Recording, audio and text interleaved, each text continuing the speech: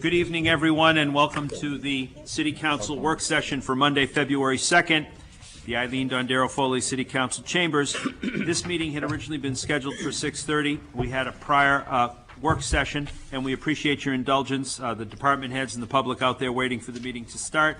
But we are ready to go forward now with the Capital Improvement Plan meeting. I just want to mention one item before I turn it over to John Bohenko and the various staff, and that is that this evening's presentation will take approximately 30 minutes, and in the interest of time, unlike other presentations we've engaged in, I would heartily recommend that we ask no questions during the presentation. It's scripted to go tightly, but write your questions down, and we will ask many once they have completed that. And with that, I'll turn it over to the City Manager. Thank you, Your Honor, and good evening. The purpose of tonight's work session is to present the City Council, the proposed capital improvement plan for fiscal 2010 through 2015. This 6-year plan that we bring before you this evening is in accordance with state and local requirements. Sections 7.6, 7.7, and 7.8 of the City Charter outline the requirements and procedures for drafting and updating the capital improvement plan on an annual basis. The process of developing this plan started this past fall when a memorandum went out to all department heads asking them to update and identify any new projects and equipment that they felt should be included in this year's CIP. Once all the proposals were submitted, they were then reviewed by a subcommittee made up of members from the Planning Board. The members were Planning Board Chair John Ritchie, Planning Board members Tony Calviello, Norm Patnaud, and Anthony Belkamsop. City staff on this committee included David Holden, who is the Planning Director, Andrew Pergel, the City's Controller, and myself. The plan that you have before you this evening was reviewed and detailed by this committee and various department heads. In fiscal year 10, department heads submitted requests of $1,135,000 that would directly affect the fiscal 10 general fund budget. Last year, the Planning Board proposed funding of $1.2 million for these improvements, which was reduced during the budget process to $1,035,000 and was finally approved by the City Council at this level in May of last year. In fiscal year 10, the Planning Board and I are proposing that the City Council appropriate $800,000 for the general fund portion of the capital plan. It should be noted that projects that are bonded require a separate vote of the City Council. In addition, those projects identified in the out years, 11, 12, 13, 14, and 15, are for planning purposes with actual funding not required in fiscal 10.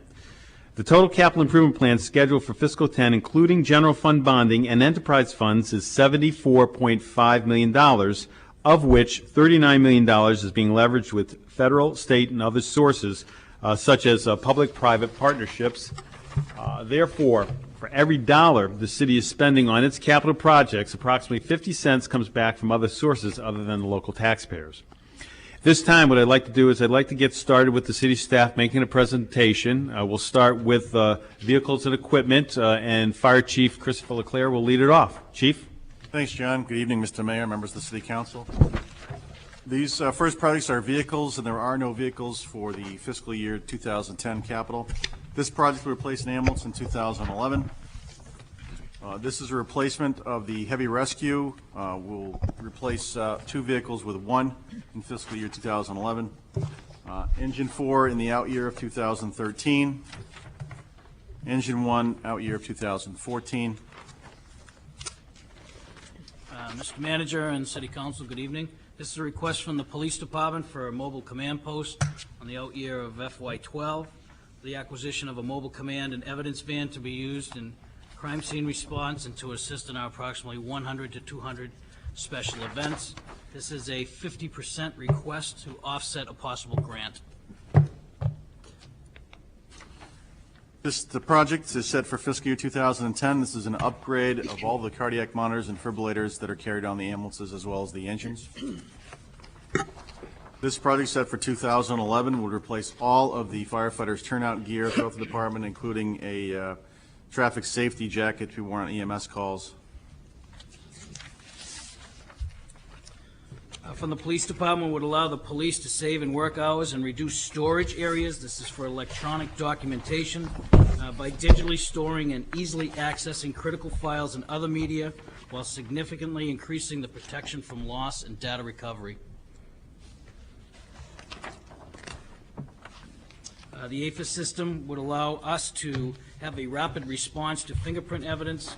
Currently, we wait approximately a year or more to get an analysis back from the state lab, which is severely backlogged. Encryption of our radios would allow us to conduct sensitive investigations while using existing radios rather than our full reliance on paid cell phones. This would also allow our ability to communicate better during periods of power outages. This is a 5-year request, $20,000 for each year.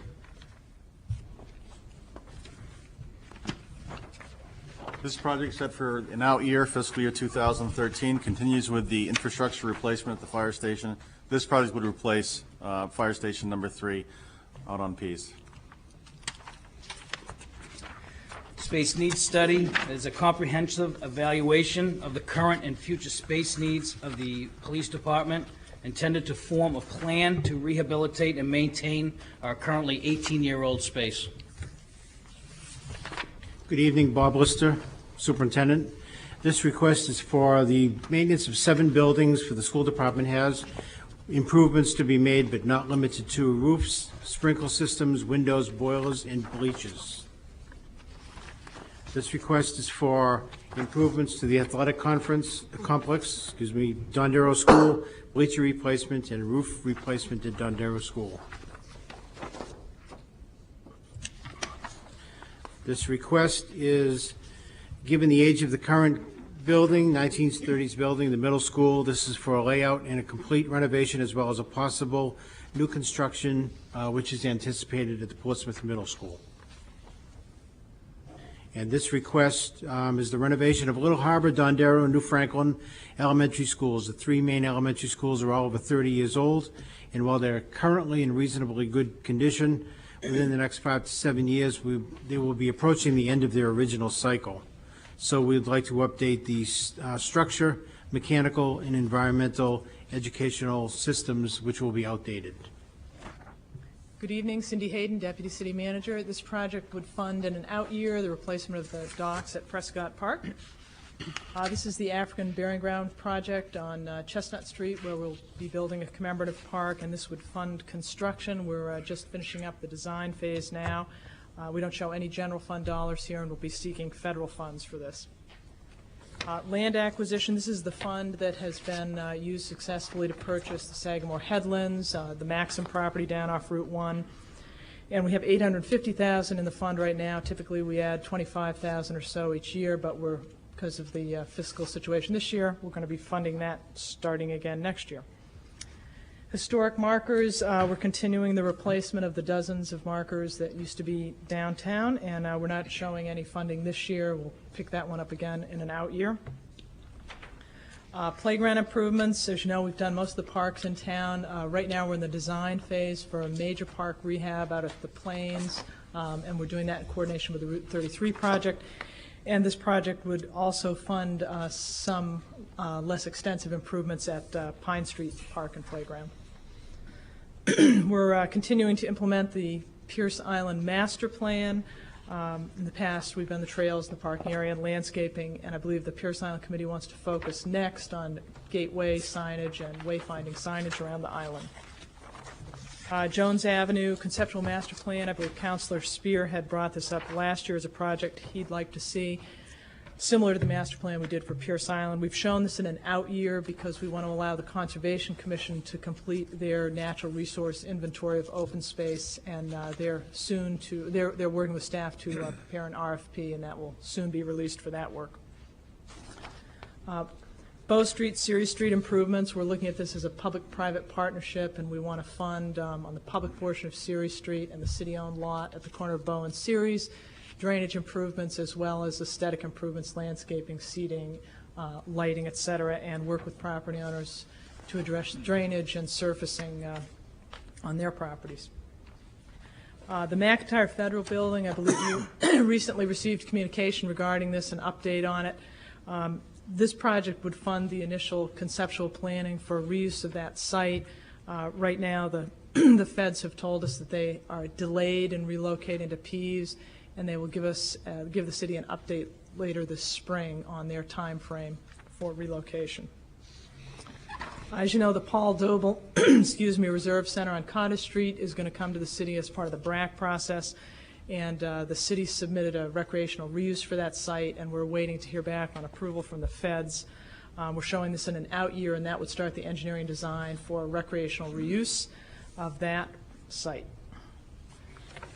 Ledgewood Manor Park, this is a public-private partnership. We have leased a portion of the property out there for use potentially as a park, and it awaits funding from the private side, so that is shown in an out year. North Mill Pond similarly requires participation by the private landowner along the Mill Pond to create a pedestrian and bikeway. That's the railroad in this case, and they are not wishing to pursue that at this time, so we show that in an out year. This is more detailed engineering and design for McIntyre when that comes to the city for the redevelopment of that site. And we're already looking ahead to the future for the next master plan development, so we show that in an out year just so that we don't lose track of it. Steve Parkinson, Public Works Director. The first project we have is the Atlantic Heights and Panaway Manor Sound Barrier Project. We're earmarking some federal and state funds in FY11 and 12, working with New Hampshire DOT to have these sound barriers installed along these neighborhoods. Next, we have the reclamation of the former stump dump. We're in the process of doing some of the preliminary closure now and requesting funds in 11-12 to finish off the closure of that area. Next project is the historic cemetery improvements, our continuing work on restoration of the headstones and tombstones within our historic cemeteries throughout the city. Earmarking in FY13 monies to do a artificial turf field at the high school facility. In FY11, Maple Haven stormwater drain system. We currently have some design money and are soliciting RFPs right now for those design services with earmarking construction in FY11. High Hanover Parking Facility Capital Improvements Project. This is an ongoing rehabilitation of primarily the older portion of the High Hanover garage, and this is paid for through parking revenues. Indoor pool building rehabilitation. This building is getting tired. The roof system is failing drastically, along with some of the original components, such as the filtration system. And we need to do some major improvements to this in this coming year. Seawall repairs improvements. We have done a study of the seawalls owned by the city along our historic waterfront.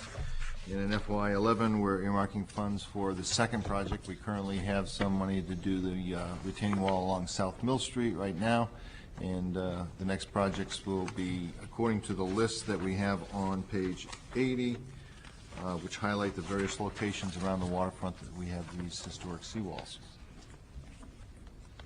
Municipal complex boiler replacement.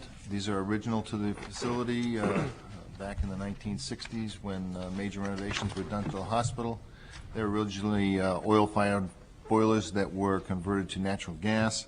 There are much more energy-efficient models on the market today, and we need to replace these, and we're looking for that in the coming year of FY10. Elevator replacement, there again, 60s vintage technology.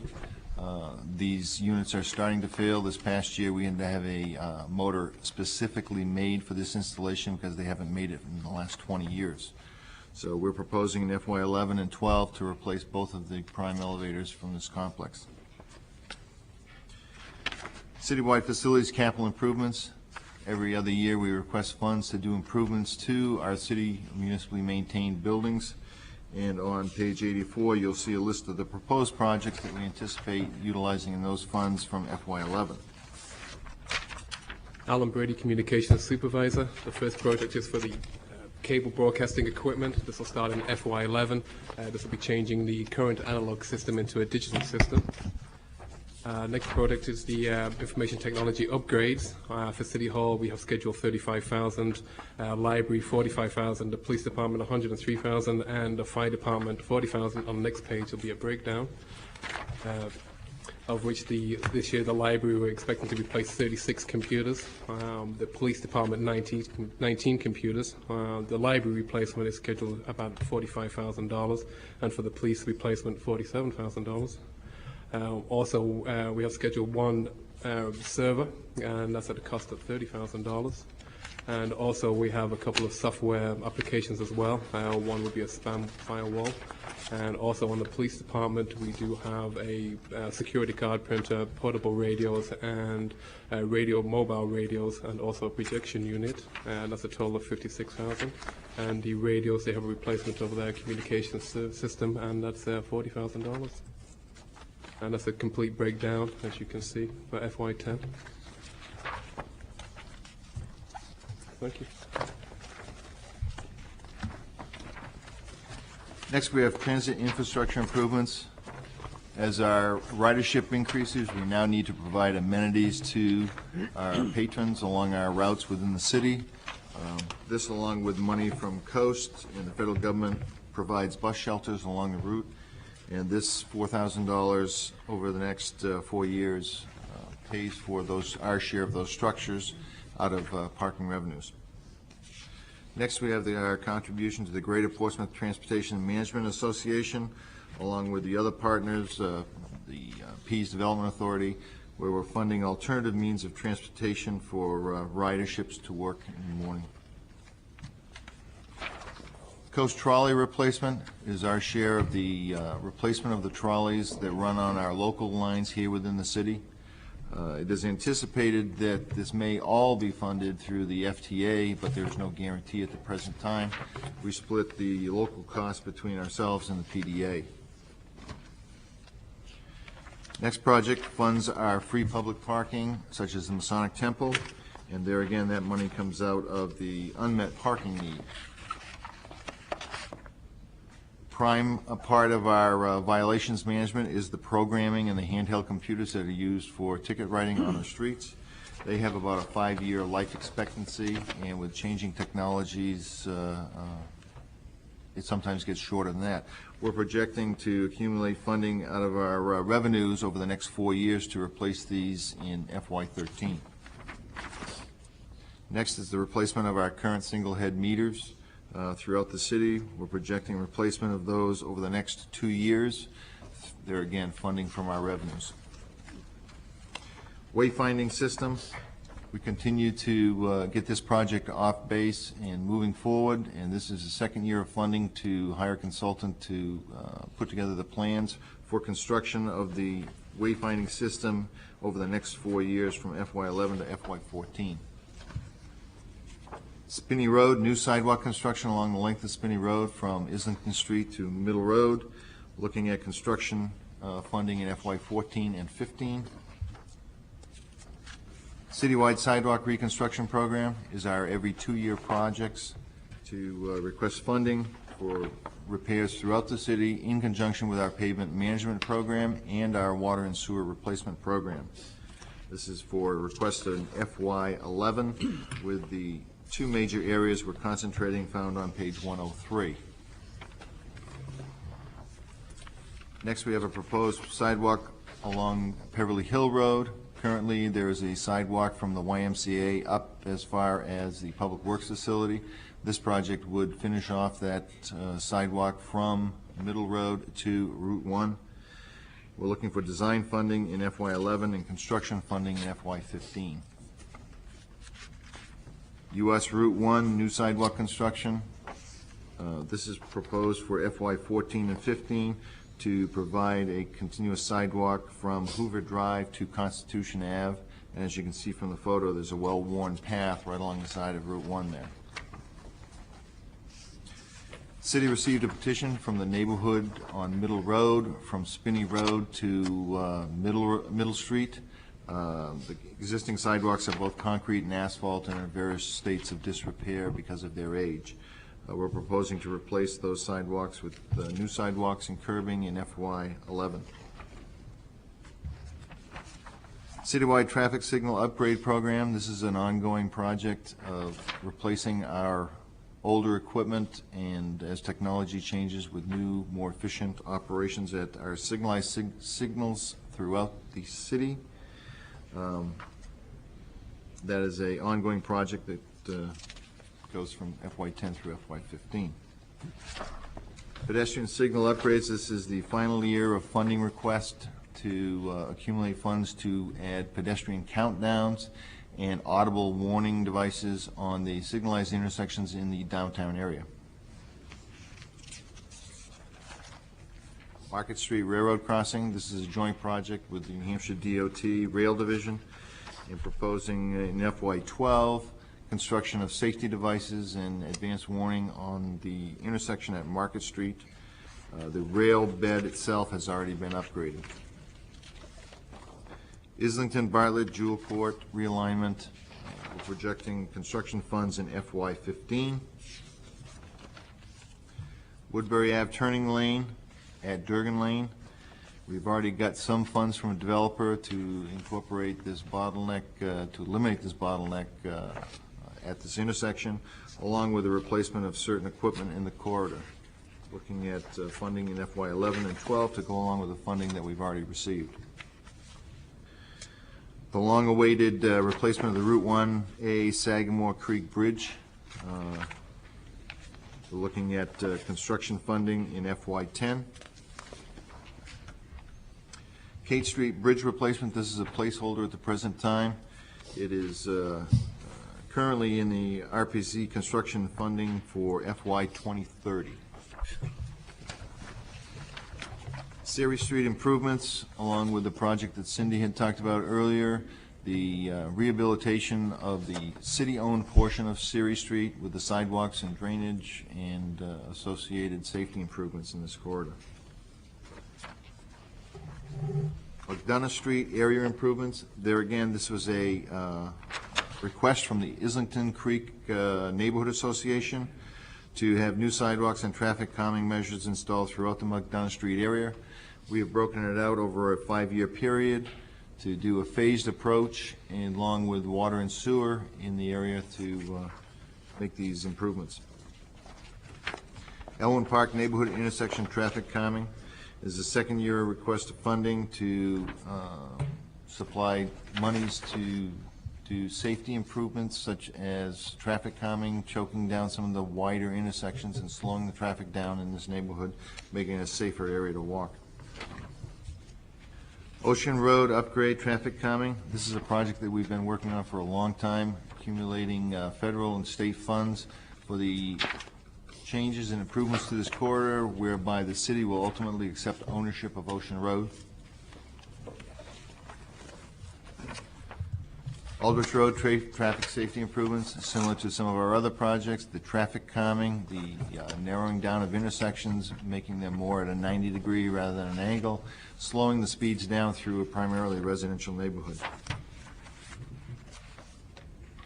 Traffic modeling project, this is one that would work well with the area model that has already been developed and make it more specific for the downtown area so that we have a better understanding as development occurs or we have requests to close streets or redirect streets. It's very simple with the model to be able to show what the net effect will be on that. We're looking for funding in FY11 and 12. Continuing our citywide tree replacement program, which has been very successful in reforesting a lot of our areas and neighborhood streets where we have lost the trees through age and disease. Master plan studies, we're looking at funding a comprehensive bicycle, pedestrian, truck route, and downtown circulation study. One has not been done in the city for many, many years and is well overdue. Market Street Interchange Project. This is at the Exit 7. This is a joint project with New Hampshire DOT, and this is the final funding request to have the improvements constructed. Gateway improvements, Exit 7, basically from Exit 7 to Deer Street. This is in FY12 monies to do a phased approach to the improvements that have already been designed or conceptually designed, not construction documents as yet, but to start implementing some of those improvements. To go in conjunction with our sidewalk improvement money, street paving management and rehabilitation, requesting funds every other year to do improvements to our street inventory, and these projects are done in conjunction with our water and sewer, as we've been doing in the past, so that when we are done with an area, the sidewalks are done, the water is done, the storm drains are done, and the sewer is done. And on the next page is a list of the areas we're proposing to do FY 11 and 12. Islington streetscape improvements, FY 10 and 11, design monies, some minor improvements, with major construction in FY 13 and 14. Maplewood Ave rehabilitation projects, similar to work what we've been doing on Woodbury Ave, the traffic calming, the curbing, the storm drain improvements, things of that nature. We're looking at FY 12 in conjunction with the water line replacement that the Water Division has scheduled for the same time frame. We have a series of projects on the Pease Development Authority property, Aviation Drive rehabilitation in FY 14, Rochester Ave rehabilitation in FY 15, International Drive in FY 14 as well. Next, we have a section that is new this year, and this deals with projects that really have no city dollars but are within the city and have an impact on our street system primarily. The first project is in FY 10, a Grafton Road bikeway project that is being funded by the federal and state government as well as PDA. US Route 1, Constitution Ave, the installation of a signalized intersection at that location, design funds in FY 11, construction in FY 13. A placeholder at this point, I would say, the Memorial Bridge rehabilitation. As we all know, the current status of the bids that went out on that and where the state is currently with that project. We were just showing that there was additional funding required. B&M Railroad Bartlett Street Bridge replacement. This project is currently in the Rockingham Planning Commission 2009-2035 Transportation Plan without any designated funding or construction here at the present time.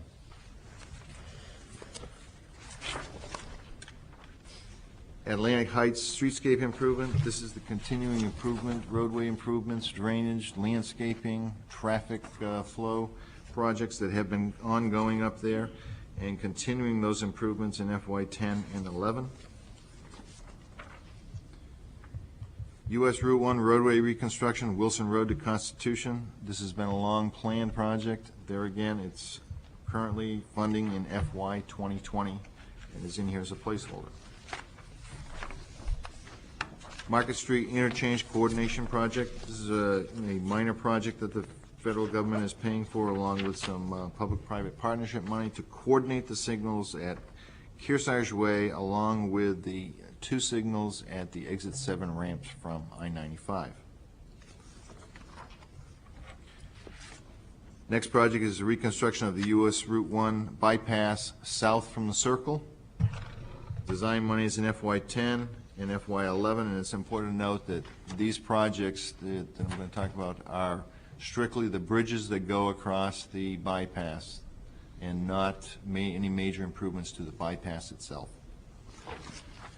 The next one is the reconstruction US Route 1 bypass north with some design money in FY 10 and construction money in FY 12.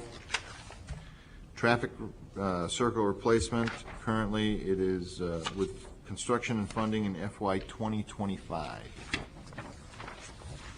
And the last project in this group is a roundabout on Pease at Corporate International of Durham, and there again it's a federal project along with a PDA.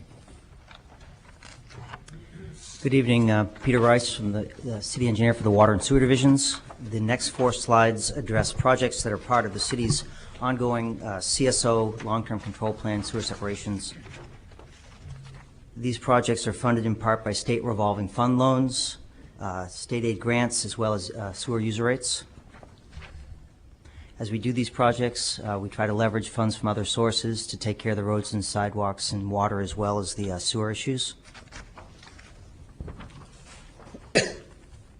As part of these projects, there are non-eligible items, and this particular item addresses those non-eligible items.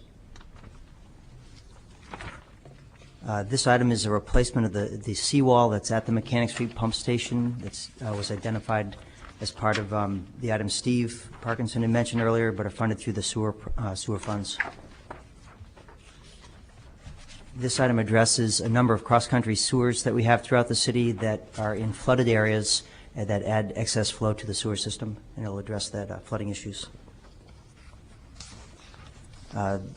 This item, the replacement of the Heritage Avenue force main, addresses a problematic force main that's been repeatedly repaired over the last few years, and it will replace that section of force main. And this last item is a continuation of our wastewater master planning effort. It's to continue the planning and eventually design the final proposed upgrade to the wastewater plants. Good evening, David Allen, Deputy Director of Public Works. The first project is our annual water line replacement. This funds those water lines in areas where there could be a streetscape project such as Raleigh Way or a sewer separation project such as Lincoln area or State Street. The next project is source water augmentation. Our master plan told us that we will be needing water in the future, and this would be provide for study, location, and implementation of adding a new source to our system. Maplewood Ave water line replacement is to replace the water line from Woodbury Ave down to the Central Business District, undersized and old water line.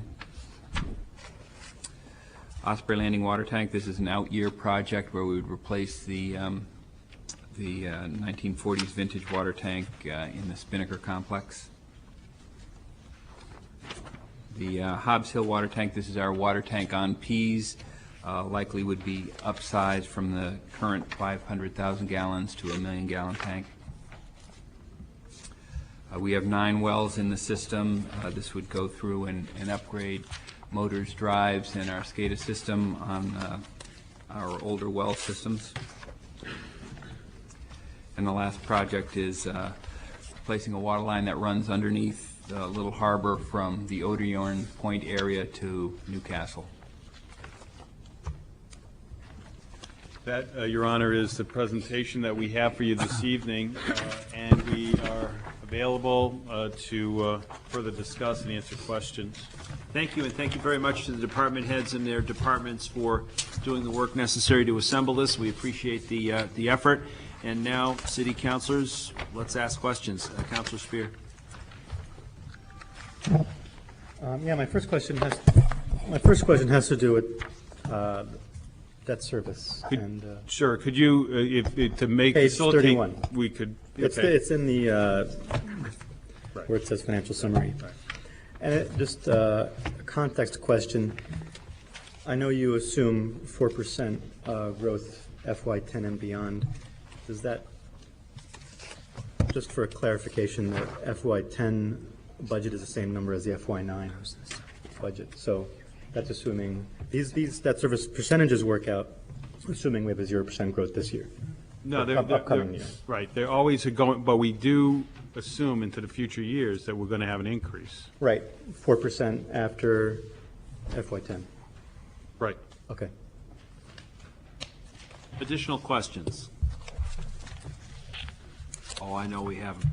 Councilor Dwyer. This is probably less a question and more, I don't know, what do we call them at this point, amendments or suggestions or whatever. And that is on page 47, and it's a point I brought up when this came before the planning board.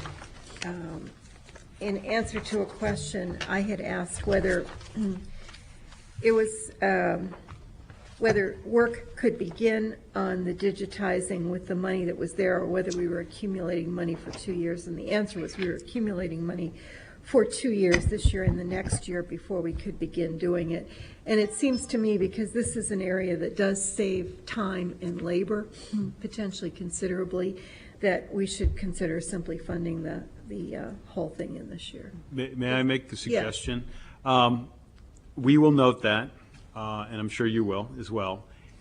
The point in time that we really should make this amendment is when we are talking about the budget. We have, so for example, the 800,000 might become 840, or it might stay at 800 because something else might come out. Right. So that would be my suggestion when Okay, to make that that's adjustment. fine. Just wanted to kind of, I don't know if other people agree with that, but I wanted to just. Well, get that out as there. you know, people, and I'll just say procedurally, councilors, just to recall, we're not going to have a unanimity of opinion right here on who agrees or disagrees to a given Right. line item. But if Councilor Dwyer raises it, you raise other comments in that regard, we put the list together, and then we start looking at what we want to spend in the prioritization, and we get recommendations from the city manager. Let me just, if I might, just from a procedural standpoint, we do have the public hearing on March 2nd. On March 16th, the city council will be asked to adopt the plan. At that time, on March 16th, you can make amendments. My suggestion is to make the amendments into the future years if you want to do something on those. With regards to the general fund items, those probably should be done during your budget deliberations, because during your budget deliberations, you're going to have a better feel for how much money within the general fund you're going to need to either add or subtract. So that would be my suggestion. Councilor Spear. On that same exact item, I had a question. Will the digitizing system be available to other city departments as well? We have talked to the the police department, and yes, that's, the answer is yes. Councilor Penelakis. Yes, I'm just curious, either one of these two police items, the digital and the radios, is there any chance of any federal funding from the Justice Department? On the digital electronic imaging, probably not. On the radios, there may be. There's nothing that's earmarked at this point. So I don't know the answer to that right now. There's nothing in the near future for that. Thank you. Councilor Smith. Thank you. First, I wanted to say thank you for adding that column for prior year funding. It's nice having those numbers right in front. Quick question for Chief Leclerc. On the replacement defibrillators, are those also for the ones that are in the buildings as well, similar to what we have here in Chambers, or are they just for the equipment on the vehicles? These are just for the equipment on the vehicles. The AEDs that you find in the buildings are the very simplistic kind, designed for public use. These are for the 12 lead EKGs and the pacing of cardiac rhythms and everything else. These are the bigger units that carry down the apparatus. Thank you. Comments, questions, edits? Councilor Spear, then Councilor Noveline Claiborne. On page 56 with the middle school, does the 40 million reflect the reimbursement that we hopefully will get from the state? It would when you go back to the financial section, we do make that assumption. So it's not 40 million that we have to pay out. No. Right. What we've done is made an assumption in the and when you look at the amortization schedule, we have made that assumption. So when you look at something where the debt service is 10% of or below, it's net debt, and so we've already backed that out. I see. Okay. Councilor Spear. Thank you. I have a question for the fire chief on page 42 and 43. The replacing of the vehicles, the engine number 4 is a 1988 vintage engine, and engine number 1 is a 1999 vintage engine. And so obviously there's 11-year difference between them, and we're replacing number 1 year after number 4. So my question kind of is could you wait another 11 years for number 1, or why are they so apart in age, and yet we're replacing them only 1 year apart? That's a good question. Engine 4 is 1988. It's actually, they don't make that style truck anymore. That's a rear engine Hush. It's been a great truck, served the city well. That served Frontline for a few years, and it was put in reserve. It's been in reserve for a long time. We've managed to maintain that truck, and it's served us well. Engine 1, since we bought it, it was the first replacement apparatus that I was involved in purchasing when I came to the department. That has been Frontline at Station 1 since we've got it, and it's just about 10 years old now. It goes to basically every call in that district, and it's aging rapidly. Councilor Smith. Thank you. On page 87 for information technology, it says the funding on it is from other funding, but on the sheets it has it as general fund non-operating. Where is that funding from?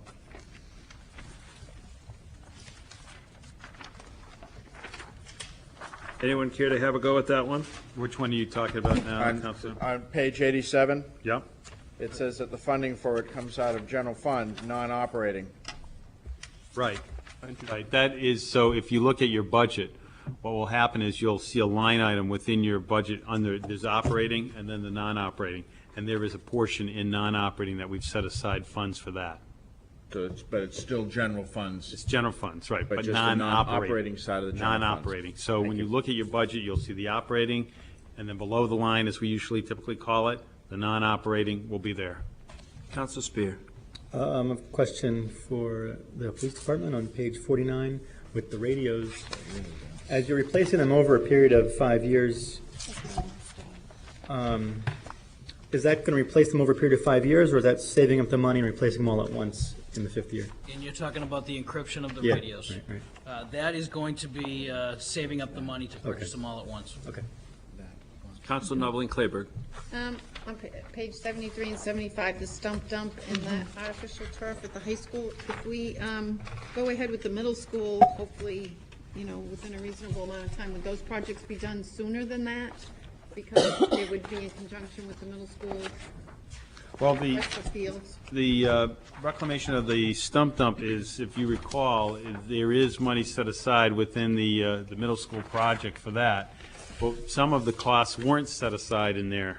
And I would defer to Steve Parkinson relative to that, but there were some costs that they were expecting us to handle, and that's why that's there. Dave, anything to add? They were taking some of the basic costs. These may, for the amenities around the field, parking area and lighting to a certain degree. So. Council Dwyer. I think what's confusing about that is I know I asked this before too, is that there isn't any cross-reference or there isn't a suggestion that in fact state funds or reimbursement funds may be appropriate for those, but those reimbursement funds are included back in the previous thing for the middle school and not reflected. Right, and here. unfortunately, it's still a moving target It's a for moving us, target, so. right. Council Noveline Claiberg. For the athletic field at the high school, though, you have FY13. I mean, hopefully that's going to happen before then with the middle school, correct? I mean, will we be able to make these funds available if the middle school project works faster than that? That's page 875. Right. The, again, this is going to be in flux, this area, because we just found out that certain things were going to be accepted by the state. So there is a feeling that there would be a need for an additional turf field. This is an identification of that. So when you get to these items with regards to the turf fields and with the stump dump, they're excellent questions, but we're kind of making sure that we've identified them, but we don't know how it's all going to shake out with the middle school in its final design. So this could totally change next year into the out years, or it could even be moved up. But the key here was the identification. Council Spear. I'd like to add to that fuzzy middle school capital thing. In looking at all of the sidewalks that were listed for new construction or improvements, there is no sidewalk from Rogers Street to Junkins on Parrott Avenue. And I would hope as we get closer to finalizing that project, it would be included. And I'm sure that will come out through the whole joint, Yeah. building committee process. I know it's fuzzy right now. Council Dwyer. 57. And I know we did set aside funding previously for our comprehensive facilities planning assessment, and it's acknowledged there in the note that prior year funding will be used. I'm interested in when that planning assessment might occur, and I'm particularly mindful of the stimulus potential for rehab of schools. I would defer that to Dr. Lister. Well, at this point, we're just waiting to find out about the stimulus potential. We would like to adapt this, but certainly As far as the infrastructure, Little Harbor School would be a school that's next on the list for us. But the idea of doing a planning assessment, seems like that is something, since we have some dollars set aside for that planning assessment itself might occur sooner rather than later. It makes sense that it would happen before anything started, but yes, we'd like to, we don't have a timeline for that yet, but that would make sense for that to occur. Councilor Spear, then Councilor Smith. Page 78, the indoor pool building rehabilitation. I guess there's currently, companies, or we've asked for companies to look into recreation. I guess you could talk about that a little bit. Yeah, the RFQ is out for that recreation review and planning process. We hope to have a report back to the City Council by November of this year. That's our goal. That's identified. That may change, that number, but we again wanted to identify that something has to be done with the pool, and there may be a total different recommendation that comes out of that study. You notice that this is based on a bond that would go forward. That, again, as I've indicated in the past, all bonds would come before the City Council, have 2 readings, and move forward from there after public hearing and vote. We may find that there may be a recommendation, and hypothetically, it might be to close this building and create something new, or to do something else. We don't know yet. That is part of the process that we're going to be investigating. I'm going to ask a question myself, because I do distinctly recall, as part of the City Council retreat process, that we address this with some deliberation. Just the way this appears as a placeholder makes it look like we're going to replace the roof, and I appreciate that that's not what we're going to do. And certainly, we wouldn't expect to see a roof replacement come back as a bond issue, given the discussion we're going to have in greater depth about how to do this. All that said, my question is, we were just looking at what we looked at with the Connie Bean and what we've had to do given the state of that building. Does anyone want to weigh in about what this roof really means and what the fuse is? Because if we're doing some, broader planning and we're looking at we're going to have to close the pool assessment, I think we want to know where the vortex is. Well, it's not just a roof replacement for that particular building. It's a whole series of things that ultimately might be more than $1 million. Exactly. So we've identified it because this is a top priority, and we want to make sure we have enough information for you to make that policy decision. And we don't feel comfortable that we have that right now. Right. We need to go through the process on this study. And right now it will continue, and we will be going forward and maintaining it. But something as a result of the study needs to be determined about the indoor pool. Thanks. Yep, absolutely. Councilor Smith? Thank you. Item 65, and then I'm going to switch over to item 114, Bow Street and Series Street for the waterfront improvements. Is there any of the federal money that can be put onto this? Do we know if that's still available? Yeah, especially for the. That is again something that we'll be discussing on Monday night, and it will be our intent to try to utilize the funds to renovate that park area that we described, and we'll have a further conversation as requested by the City Council on Monday evening on that. Okay, and then on 114, I know when we had talked before about the Series Street changes, one of them was that the handicap ramp and all that, but it seemed like that was not the way that we were going to go. Is that back on the plate, or? No, we're not going to go with the handicap ramp. We have some other alternatives we'll discuss with you on Monday night. Thank you.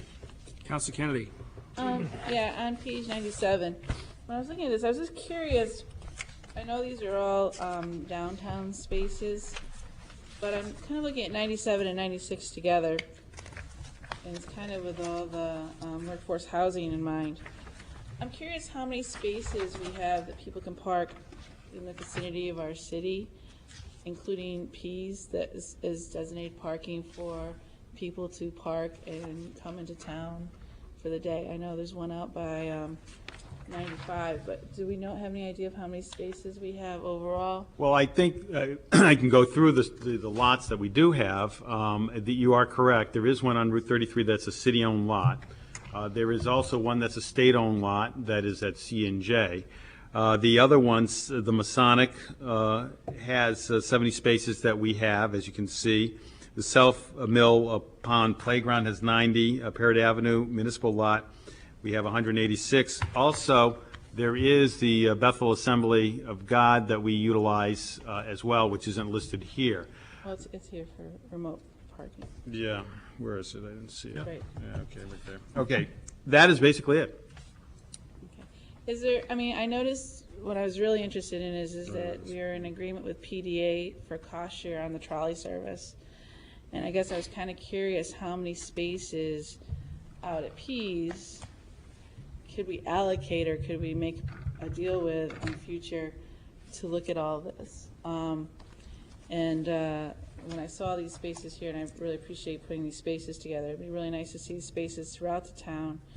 And do we need to look at funding for creating more spaces so that we can work on our congestion downtown and using the trolley to bring people from Pease? Well, so it's just a comment. Yeah, and I just, in response to that, because it's a good observation, we, on a constant basis, are talking to Pease about that. In fact, C&J is also talking to them because that lot has been extremely successful. And in the off-season, we're actually using part of the golf course lot. And so there is always on the plate an idea of trying to make sure, if there is the ability to have satellite parking, we're always looking for that. So we'll make note of that, and we'll continue to watch it out at Pease. Councilor Dwyer? Just wanted to go back to the pool for a minute. I understand all these things are moving targets, but they are the best that we and the citizens have for what is actually what the best thinking is. And as I look at just from what you said, it would not be. I don't see how it would be possible to even think of bonding anything in FY10 related to whether it's the pool or any other recreation thing, because we won't even have the study till November. So, well, the fiscal year will begin in July, and hopefully by mid-year of that fiscal year, we could have that conversation. Yeah, it seems, I guess we need to have in our heads, if it can't get down on paper, that there's more bonding money here in the out years for sure. Mm-hmm. And yes, and we need to keep that in mind. Or not. Well, or drastically not, right? Right. The policy decision. Right. That might be made by the city council. Right, but that could be said of almost anything. So it feels like I just want to remind us, as we think about bonding and whatever, that's probably a little further out, but there's probably more there. And so whether we annotate that someplace, I don't know. We could add to it something regarding the study. Just so that we keep our records up to date. Sure. Further comments, questions, inquiries, ideas, earmarks? Just to throw in a word. Councilor Noveline Claiborne. I just have a quick, on page 99, when you say parking meters, you're not talking about parking meters, you're talking about the park and pay, correct? Yes. We're not putting pay and display. Pay and display. Oh, pay and display, okay. Thank you. Okay. I don't see anyone looking to ask any more questions. I think we need to repeat the procedure again. Your Honor, just so that everybody understands, and those that are at home, there will be a public hearing on the capital plan on March 2nd. We will make a similar presentation at the public hearing for the public prior to the public hearing opening up. That public hearing will take place, and then subsequent to the public hearing, the City Council will be asked to adopt the capital plan on March 16th. If you do not do it on March 16th, you really need to do it by your April 2nd deadline, because the charter does back up the whole thing from before I can even deliver you a budget. You need to have adopted a capital improvement plan as described in the charter. So the only thing that you're doing, though, by adopting that capital plan is recognizing that these projects need to go forward and are identified, and primarily the ones that are identified in fiscal 10. The real appropriation aspect of it takes place during your budget process when the $800,000 that's being proposed can be adjusted during your budget process. And if there is a bonded item, that doesn't come until later in the year and is held separately as an action of the City Council with 2 readings, first reading and second reading with a public hearing and a 2/3 vote of the City Council. And so that you recall, and if you think back to last year, remember, because it was the first year for some with the new budget, first time you've done a city budget, that discussion that happens during the course of the operating budget and the rest of it is often where we finally get to where we're going to go on the capital improvement plan. So you can have the theoretical discussion, and it's good to have, but recall that usually if we're going to adjust it, and we often do, it comes at the budgetary process part of it and not the CIP adoption part, so that you think about where the discussion is going to happen and when and why. I just ask you to be mindful of that. Any further interest or questions or things people want to say? Councilor Noveline Clayburgh. We reduced what we had originally passed. Last year, there was a proposal from the Planning Board of $1.2 million. The City Council reduced that to, I believe, $1,035,000. So that was a reduction from what was recommended. This year, the Planning Board, in light of the economic times, basically worked with the department heads and myself to make a proposal of $800,000 for fiscal year 10.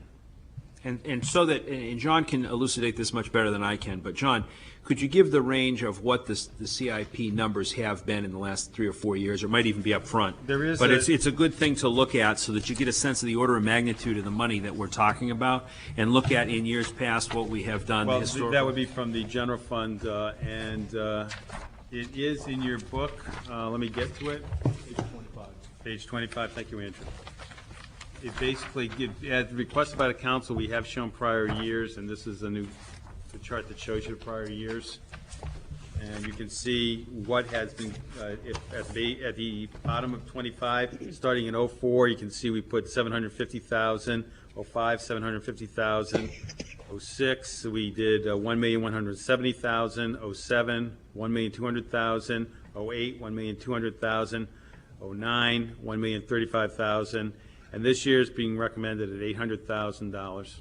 But the reason I asked that he do that, remember that in difficult years where we're trying to ratchet down, in different years when tax revenue and development is different, we've gone with higher numbers because that reinvestment in our infrastructure is something we typically see as a value, or councils have, at least in the past. So I just wanted to help put that $800,000 in context, out in time and back in time.